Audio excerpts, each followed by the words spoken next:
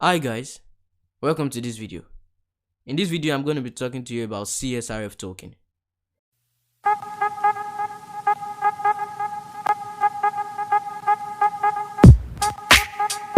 The CSRF token stands for cross-site request forgery and is a type of cross-site scripting attack that can be sent from a malicious site through a vector's browser to your server.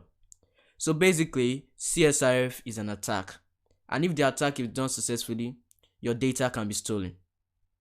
Now, for us to prevent this, Django has a built-in protection against the CSRF attacks. So I'm not going to go in depthly into how this protection works, but I'm going to show you how to use it. So if you have a Django project and you're submitting a form using a post method, you have to use the CSRF token to prevent your data from being stolen. So let's go ahead and do this. Now I have a basic form here in this my Django project. As you can see, it's running on the localhost. Right now I don't have the CSRF token included, so let me just try to refresh this page. So this form is linked to this model. As you can see, I have 8 objects in this model. Now if I try to, let's say I try to submit a form, let me just submit some random values and I click on submit, you see it tells me that CSRF verification failed right here, request aborted. So Django automatically added this to prevent CSRF attacks.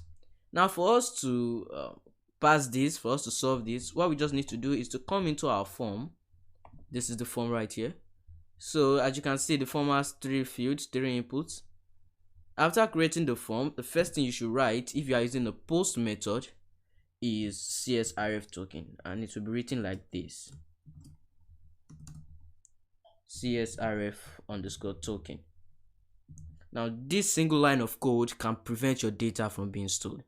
Now when we save this and we come back here, let's refresh this page, and let me refresh this page again so you can see that we still have only 8 values, only 8 objects. Now if I put in some random data right here, and right here also, once I click on submit, you see it says user this created successfully. Right now we have bypassed that CSRF, and then we can come here and refresh to see if our data was successfully submitted. You can see now that we've bypassed that. So you only use CSRF token when you are using a post method. Now right here, if I change this method to get, we won't need to put this CSRF token.